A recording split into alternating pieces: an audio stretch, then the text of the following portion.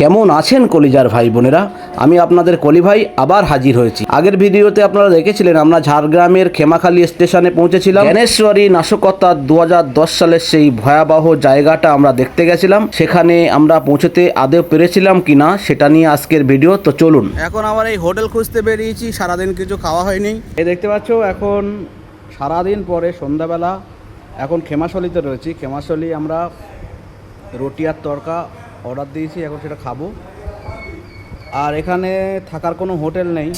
এখান থেকে ঝাড়গ্রাম হচ্ছে 31 কিলোমিটার, আর এখান থেকে খড়গপুর হচ্ছে 30 কিলোমিটার, মানে আমরা একদম মিডিলে রয়েছি। তো কী পরিস্থিতি হবে জানি না, কোথায় থাকবো বুঝতে পারছি না। এখন ফিরে যাব নাকি থাকবো, কি ট্রেন পাবো বুঝতে পারছি না। কারণ এখানে যে জন্য এসেছিলাম, জ্ঞানেশ্বরী জনশতাব্দী এক্সপ্রেস, যেটা অ্যাক্সিডেন্ট হয়েছিল 2010 সালে, অ্যাক্সিডেন্ট নয়, নাশকতা হয়েছিল। এখন রয়েছি সেই ভয়ঙ্কর জায়গা জঙ্গলমহল। এই জঙ্গলমহল একদিন ছিল অশান্ত, আজও কিন্তু প্রচণ্ড অশান্ত। এই সমস্ত জঙ্গলগুলো দেখছো, লোধাশরীর জঙ্গল, এর ভিতরে কিন্তু রয়েছে দাঁতাল মাতাল হাতি। আর একদিন ছিল মাওবাদীদের আস্তানা। ওটা হচ্ছে একটা ধাবা, ওখানে আমরা তরকা রুটি খেলাম, খুবই ভালো লাগলো। আর একদম পাশ দিয়েই বোম্বে রোডটা ছুটে চলেছে। খেমাশলি একটা নির্জন রেলওয়ে স্টেশন, এটা পুরো জঙ্গলমহলের ভিতরে। তো এরকম স্টেশন সত্যি দেখিনি। দেখেন, স্টেশনে কোনো লোকজন কিচ্ছু নেই, পুরো খালি। আমরা কোনো ট্রেন ম্যান কিচ্ছু পাচ্ছি না, রাতে একা একা এখানে ঘুরে বেড়াচ্ছি। এরকম একটা পরিস্থিতি হয়ে রয়েছে, কি হবে জানি না। শেষ বেশ বাড়ি যেতে পারবো নাকি। এখানে থাকারও কোনো হোটেল নেই, কারণ জায়গাটা পুরো ফাঁকা। পিছন দিয়ে বোম্বে রোডটা চলে গেছে, আর এদিক দিয়ে আপনার বোম্বে লাইনটা চলে গেছে। ব্যাস, এটাই, আর কিচ্ছু নেই, সব কিছু খালি। এরকম স্টেশন বাপের জন্মে দেখিনি। এখানে না আছে ওয়েটিং রুম, না আছে গেস্ট রুম, কিছুই নেই। আমরা এখানে সমস্যায় পড়ে গেছি। এখানকার ডিআরপিএফ যারা রয়েছে, অফিসারদের সঙ্গে কথা বলেছি, আমাদের থাকার ব্যবস্থা করে দিন, বলে হবে না। এবারে আমরা এখন কি করব? দেখুন, স্টেশন না, ভুতুড়ে বাংলা, কেউ নেই। দেখো এদিকে যত দূর দেখবে কেউ নেই, পুরো খালি, পুরো খালি। শুধু একজন টিকিট কাউন্টারে একজন ম্যাডাম বসে আছে, আরও 8টার সময় চলে যাবে। আর একজন জিআরপিএফ পুলিশ রয়েছে, আর কেউ নেই। এরকম একটা পরিস্থিতি। আর স্টেশন পুরো ভুতুড়ে স্টেশন। তো এখানে বলছে খুবই সমস্যা হবে এখানে থাকলে।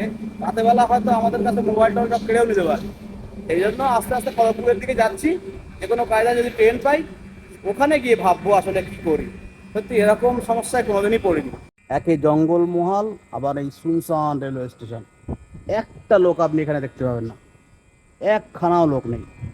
এখন এগিয়ে যাচ্ছি, চলো আমরা আগে গিয়ে 2 নম্বর প্ল্যাটফর্মে যেতে হবে। ওখান থেকে আমাদের ট্রেন আসবে 8:30, মানে রাত 8:30।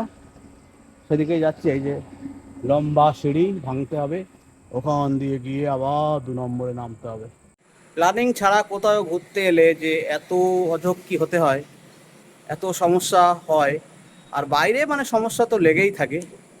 তো আজকে সেটা বুঝলাম।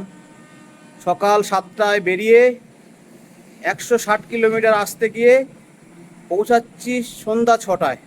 বুঝতে পারছো, 11 ঘন্টা। এটা প্ল্যানের সমস্যার জন্যই হয়েছে, আমাদের ঊর্ধ্বতাবির জন্যই হয়েছে। তেমন কিছু করার নেই। একে জঙ্গলমহল, আবার খেমাশলির মতো একটা খুবই ভয়ঙ্কর জায়গা। এখান থেকে মাত্র 2.5 কিলোমিটার দূরেই সেই জ্ঞানেশ্বরী এক্সপ্রেস ট্রেনের নাশকতাটা হয়েছিল। আমরা সেটাই শ্যুট করতে এসেছিলাম, কিন্তু সেটা শ্যুট করতে আমরা পারিনি। আমরা অক্ষম হয়েছি, আমরা ব্যর্থ হয়েছি। আমাদের প্রচণ্ড কষ্ট হচ্ছে এই শ্যুটটা করতে পারি না বলে, কিন্তু কিছু করার নেই। এখানে থাকার অনেক চেষ্টা করেছি কাল সকালে শ্যুট করবো বলে, সেটাও সম্ভব হয়নি। এখন কি করব জানি না। একটা ট্রেন আসার কথা, যদি আসে তাহলে খড়গপুর পর্যন্ত ফিরতে পারবো, নইলে এখানেই আমাদের হাড় মাটি হয়ে যাবে। এখানে আমাদের আর কেউ খুঁজে পাবে না। আজকে এই ঝাড়গ্রামের খেমাশলি থেকে খুবই দুঃখ, ব্যথা, জ্বালা নিয়ে ফিরতে হচ্ছে। কারণ এখান থেকে আর মাত্র 2.5 কিলোমিটার দূরে রয়েছে সেই কুলসিত জায়গা, যেখানে জ্ঞানেশ্বরী এক্সপ্রেসকে নাশকতার নামে প্রায় 148 জন বাঙালিকে এখানে ধ্বংস করা হয়েছিল, তাদের জীবনকে প্রতিপন্ন করা হয়েছিল, এবং হাজার হাজার ফ্যামিলিকে শেষ করা হয়েছিল। এটা সেই জায়গা, কিন্তু সেখানে যেতে পারলাম না বন্ধু। কারণ এখানে আসতেই সন্ধ্যা হয়ে গেছে, আর এত শুনশান, এত মানে অসাধ্যির জায়গা, এখানে কিচ্ছু নেই, না গাড়ি না ঘোড়া, চারিদিকে কিচ্ছু নেই। আমাদের ট্রেনটাও চলে এসছে, তো এবারে আমরা ট্রেনে করে আবার খড়গপুরের দিকে রওনা দিচ্ছি। এখন বাজে দেখতে পাচ্ছ 20:47। এখানে ট্রেনের টাইম কোনো ঠিক নেই, কিচ্ছু ঠিক নেই, সব ভুল সব ভুল সব ভুল এখানে। এবারে সামিটে এসে লাস্ট মোমেন্টে আমাদের কিন্তু আমাদের এই আজকের জার্নি, আজকের ট্যুর কিন্তু এখানেই সমাপ্ত করতে হলো। কারণ পরিস্থিতি এরকম, যদি ভাগ্যে না থাকে আপনার মুখের কাছে খাবার এসে সেই খাবার আপনি খেতে পারবেন না, সেটা কিন্তু আমাদের হয়েছে আজকে। তো পরিস্থিতি খুবই খারাপ, সারাদিন ঘেমে লে এত দূর এলাম এই গরমে, এখানে প্রায় 37-38 ডিগ্রি সেলসিয়াস হয়ে গেছিলো, যেহেতু এটা পাথুরে এলাকা, এখানে প্রচণ্ড প্রচণ্ড বেশি গরম। সেই গরমকে উপেক্ষা করে আমরা এসেছিলাম, কিন্তু আমাদের নসিবে সেই জায়গাটা দেখা হলো না।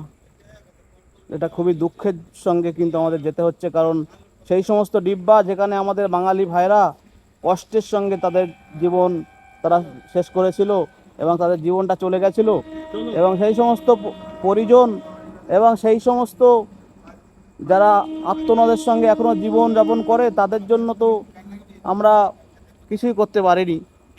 তো আজকে এই ভিডিওটা তাদের জন্য ডেডিকেটেড করার জন্য এসেছিলাম, যেহেতু আজকে সেই কুলসিত দিন।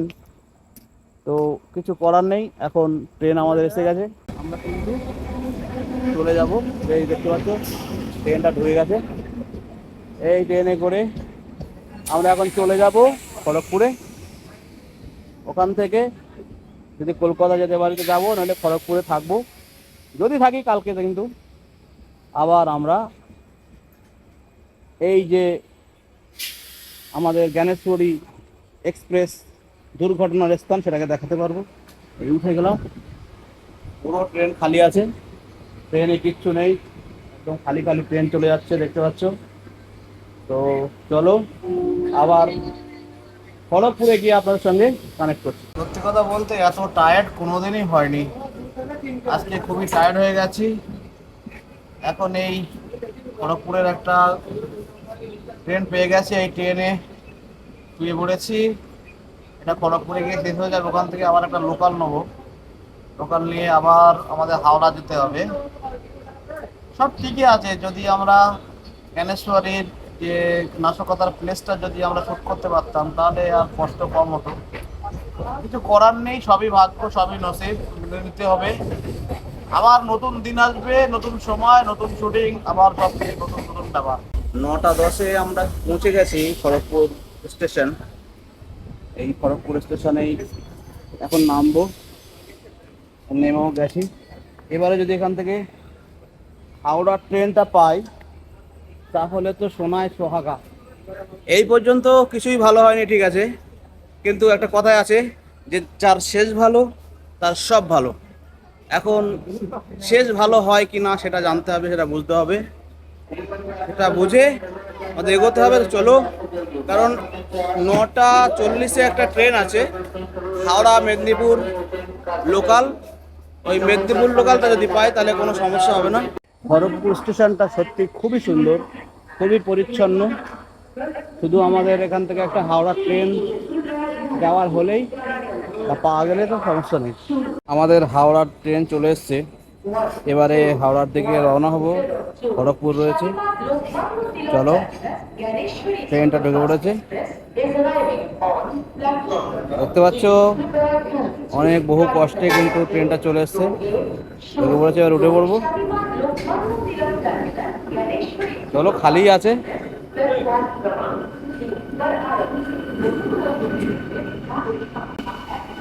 শুয়ে শুয়ে যাবো, তো শুয়ে শুয়ে যাবো।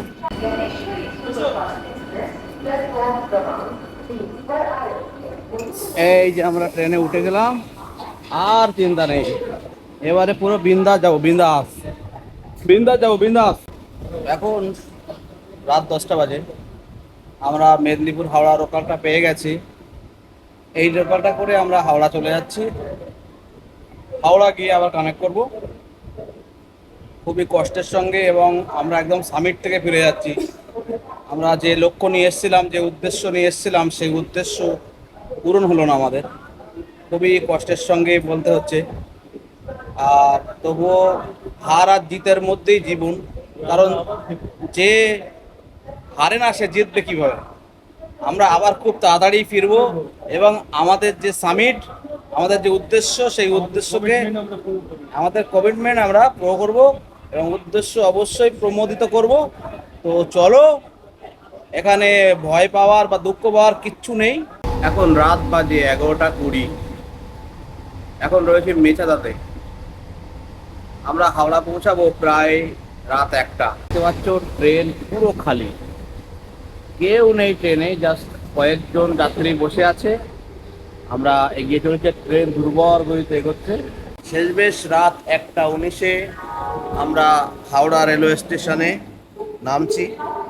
আজকের দিনের যে কষ্ট সেটা খুবই কষ্টদায়ক, কিন্তু সব থেকে বড় দুঃখ হচ্ছে আমাদের যে ডেস্টিনেশন ছিল, যেটার জন্য আমরা এত কষ্ট করে এত দূর গিয়েছিলাম, সেটা আমাদের সফল হয়নি। তবে আগামীতে অবশ্যই হবে। দেখতে পাচ্ছি এখন আমি হাওড়া স্টেশন। হাওড়া স্টেশনটা এখন একদম সম্পূর্ণ অন্যরকম। সেই জনকোলাহল, সেই যে প্রচণ্ড ব্যস্ততম স্টেশন, এখন পুরো ঠান্ডা, একটা লোক নেই। তো এরকম রেলওয়ে স্টেশন হাওড়া কবে দেখেছিলাম মনে নেই। যখনই এসেছি চারিদিকে লোকের সমাগম, চারিদিকে লোক ফাঁকা করছে, চারিদিকে ছোটাছুটি করছে, কিন্তু সেসব কিছুই নেই। তো এরকম রেলওয়ে স্টেশন থেকে আজকে সত্যিই ভালো লাগছে। অনেক কিছু অভিজ্ঞতা হলো, অনেক কিছু হারিয়েছি, কিন্তু অনেক কিছু পেয়েছিও। দুঃখ নয়, আবার চেষ্টা, কারণ চেষ্টা করলেই সমস্ত কিছু সম্ভব। আবার যাব, আবার চেষ্টা করব, কারণ সক্রেটিসের সেই কাহিনী বা সেই বাণীটা আমাদের সবাইকে মনে রাখতে হবে। বারবার ব্যর্থতার পরেই আসে সাকসেস। তো অবশ্যই আমাদেরও সাকসেস আসবে, আমরাও সাকসেস হব। আর যেহেতু হাওড়া স্টেশন এখন প্রায় 2টো বাজে, এখন বাড়ি যাওয়ার জন্য একটা গুড থিংস আছে, সেটা হচ্ছে আমরা কিন্তু হাওড়াতে বাইক নিয়েছিলাম, সেই জন্য আশা করা যায় সহজেই বাড়িতে পৌঁছাতে পারবো। আর মোটামুটি এরকম একটা পরিস্থিতি, এগিয়ে যাচ্ছি।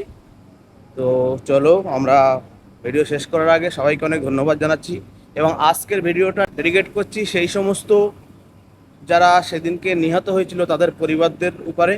আমরা এখন রয়েছি হাওড়া স্টেশনের 15 নম্বর যে স্টেশন, সেই দিকে। রাস্তা একদম খুবই শুনশান, চারিদিকে তেমন লোকজন নেই, যেহেতু রাত অনেক হয়েছে। এখন আমরা এগিয়ে যাচ্ছি আমাদের বাইকটা কালেকশন করতে। তো সকাল থেকে বাইকটা আছে, অনেকটাই টাকা আমাদেরকে পে করতে হবে।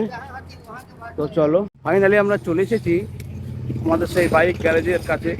যেখান থেকে শুরু করেছিলাম সেখানেই শেষ করতে চলেছি, কারণ সামনে আমাদের গাড়ি রয়েছে। তো গাড়িটা বার করে নিয়ে আসি। হ্যাঁ চলো না, গাড়িটা বার করে দিচ্ছি।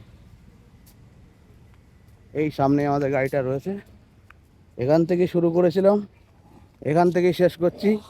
তবে মাঝে মধ্যে যেটা হয়েছে সেটা হচ্ছে 16 ঘন্টা পেরিয়ে গেছে। 16 ঘন্টাটা কীভাবে পারালো, 16 নয় 17 ঘন্টা। এই যে আমাদের গাড়ি কিন্তু এখানে রইলো। তো চলো, এখানেই শেষ করছি ভিডিও।